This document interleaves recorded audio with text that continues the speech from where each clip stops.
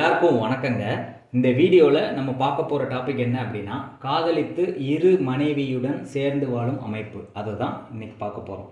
அதாவது 2 பெண்களை காதலித்து 2 பெண்களை திருமணம் பண்ணி 2 பெண்களோட மனைவியாக வச்சு சேர்ந்து வாழக்கூடிய அமைப்பு எப்படி இருக்கும் அப்படிங்கிறது தான் பார்க்க போகிறோம். 2 உதாரண ஜாதகம் கொடுத்துருக்கேன். 2மே உண்மையான ஜாதகம் தான். இருந்தாலும் டேட் ஆஃப் பர்த் மென்ஷன் பண்ணாமல் கிரகங்களை வச்சு உங்களுக்கு புரிகிறதுக்காக இந்த 2 ஜாதகத்தை நான் எக்ஸ்பிளைன் பண்ண போகிறேன்.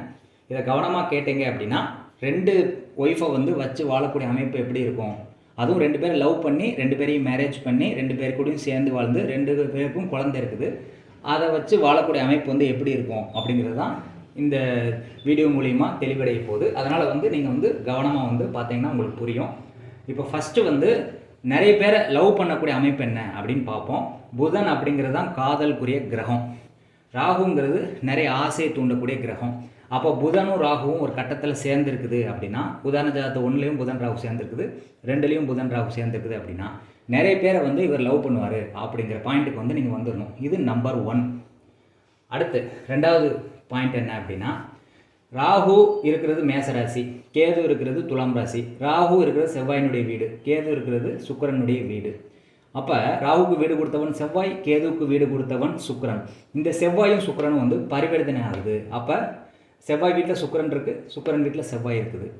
இது மறைமுகமாக ராகுவோடையோ கேதுவோடையோ கனெக்ட் ஆகிறதுனால இது காதல் திருமணத்தை ஏற்படுத்தி கொடுத்துருக்கு அப்படிங்கிறது தான் இதில் சொல்லக்கூடிய பாயிண்ட்டு. நீ இந்த ஜாதகத்தில் பார்த்தாலும் அதே தான். ராகுக்கு வீடு கொடுத்தவன் செவ்வாய், கேதுவுக்கு வீடு கொடுத்தவன் சுக்கிரன். ராகு கேதுவுக்கு வீடு கொடுத்தவர்கள் பரிவர்த்தனை இருக்குது. செவ்வாய் வீட்டில் சுக்கிரன், சுக்கிரன் வீட்டில் செவ்வாய் இருக்குது.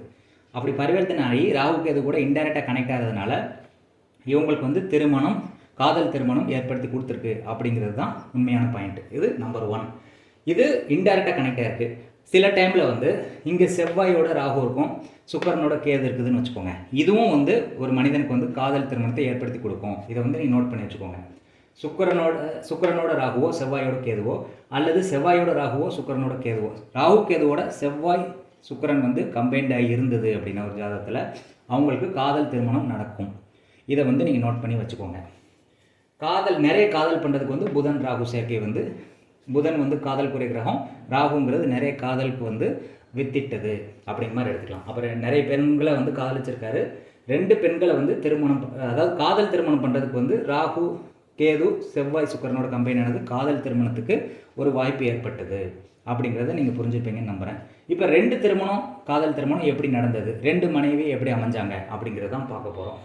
அதாவது எப்பயுமே இந்த களத்திர காரகிரகங்கள் அப்படின்னு சொல்லக்கூடிய செவ்வாயும் சுக்கிரனும் பரிவர்த்தனையானது அப்படின்னா 2 திருமணம் பண்ணுவாங்க அப்படின்னு சொல்லி நீங்கள் சொல்லணும். இது நாடி ஜோதிடப்படி பார்த்தீங்கன்னா சுக்கிரன்கிறது ஒய்ஃபை குறிக்கக்கூடிய கிரகம், செவ்வாய்ங்கிறது கணவனை குறிக்கக்கூடிய கிரகம். இந்த 2மே பரிவர்த்தனையானதுன்னா 2 திருமணம் பண்ணுவார் அப்படின்னு சொல்லி நீங்கள் சொல்லலாம். இதுவே பாரம்பரிய ஜோதிட முறைப்படி பார்த்தீங்கன்னா 7ஆம் அதிபதி இன்னொரு கிரகத்தோட பரிவர்த்தனை ஆச்சுன்னா இவருக்கு 2 திருமணம் நடக்கும் அப்படிங்கிறத நான் ஏற்கனவே வீடியோஸில் சொல்லியிருப்பேன். பார்க்காதவங்க அதை பாருங்கள். 2 திருமணம் நடக்கக்கூடிய அமைப்பு எப்படி இருக்கும் அப்படிங்கிறது.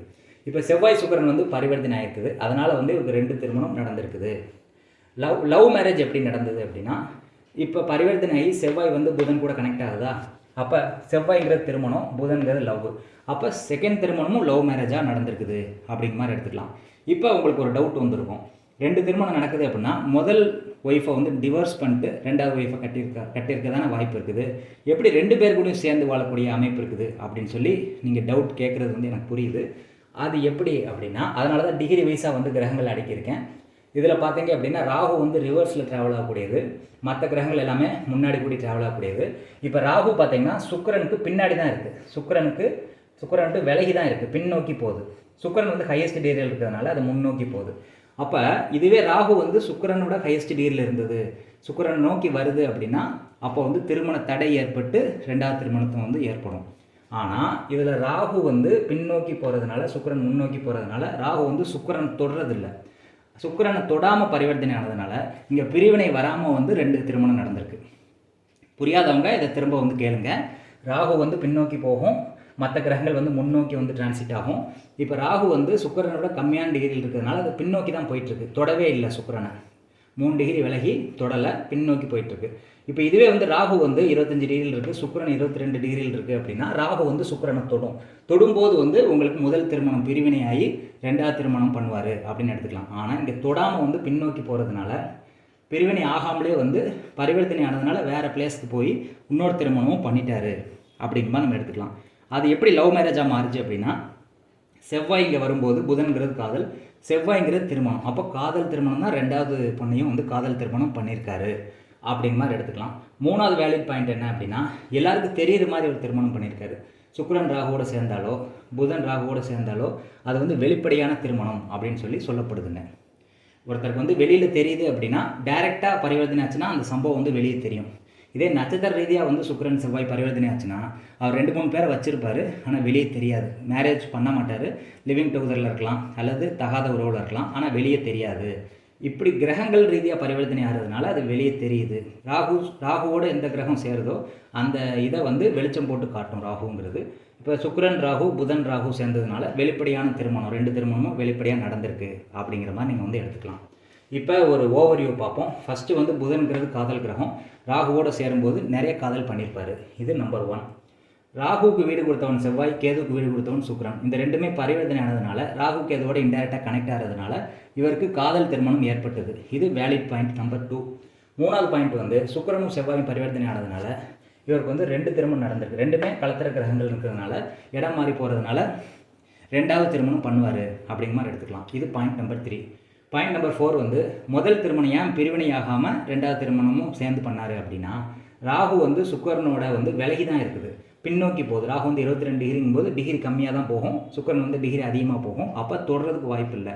அப்போ பிரிவினை இல்லாமலே வந்து இடம் மாறி போனதுனால 2 திருமணம் பண்ணுறதுக்குரிய வாய்ப்புகள் வந்து அவருக்கு ஏற்பட்டிருக்கு. இந்த ரெண்டுமே வந்து காதல் திருமணம் அப்படிங்கிறதுக்கு என்ன சான்று அப்படின்னா, செவ்வாய் பரிவர்த்தனை இங்கே வந்தாலும் புதன் அப்படிங்கிற காதல் கிரகத்தோடு சேர்றதுனால இது காதல், இது திருமணம் ஆகுது. ஃபஸ்ட்டே பார்த்தீங்கன்னா சுக்கிரன் புதன்கிறதுனால முதல் ஒய்ஃபை வந்து இவர் காதலிச்சு திருமணம் பண்ணியிருக்காரு அப்படிங்கிற மாதிரி நீங்கள் எடுத்துக்கலாம். 2 ஒய்ஃப் அப்படிங்கிற கால்குலேஷன் எப்படி வருது அப்படின்னா, சுக்கிரன்கிறது முதல் மனைவி, புதன்கிறது 2வது மனைவி. இப்படி வந்து இந்த கால்குலேஷன் வந்து வருது. இதே உதாரண ஜாதகத்தை 2வதுல பார்த்தீங்கன்னா அப்படியே வந்து இது இங்கே இருக்கும், அவ்வளோதான் டிஃப்ரென்ஸு. இந்த இடம் தான் மாறி இருக்கே தவிர கிரக அமைப்பு வந்து அதே மாதிரி தான் இருக்கும். அதனால் ஃபஸ்ட்டு அப்ளை பண்ணக்கூடிய கான்செப்ட் இந்த 2வது ஜாதகத்தையும் அப்ளை பண்ணலாம். இதுலேயும் பார்த்தீங்கன்னா ராகுக்கு வீடு கொடுத்தவன் செவ்வாய், கேதுக்கு வீடு கொடுத்தவன் சுக்கிரன், 2 பரிவர்த்தனை இருக்குது. பரிவர்த்தனை ஆகி செவ்வாய் வந்து புதன் கூட சேர்றதுனால 2வது திருமணமும் காதல் திருமணமாக நடந்திருக்குது. முதல் திருமணம் காதல் திருமணங்கிறது சுக்கிரன் புதன், அது காதல் திருமணமாக நடந்திருக்குது.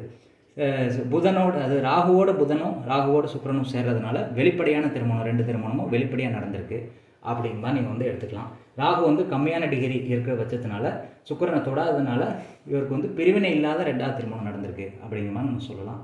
அப்போ ஒருத்தர் வந்து 2 மனைவியை காதலிச்சு 2 பேரையும் கல்யாணம் பண்ணி 2 பேர் கூடயும் குடும்பம் நடத்தி வாழ்கிறாரு அப்படிங்கிற அமைப்பு வந்து எப்படி இருக்குங்கிறத நான் விளக்கியிருக்கேன். புரியாதவங்க திரும்ப போட்டு இதை வந்து நல்லா தெளிவாக புரிஞ்சுக்கோங்க. உங்களுக்கு இந்த மாதிரி நிறைய பதிவு வந்து நான் போடலான்னு இருக்கேன். பார்த்து என்னுடைய வீடியோஸ் எப்படி இருக்குது அப்படிங்கிறத கமெண்ட் செக்ஷனில் கமெண்ட் பண்ணுங்கள். நன்றி, வணக்கம்.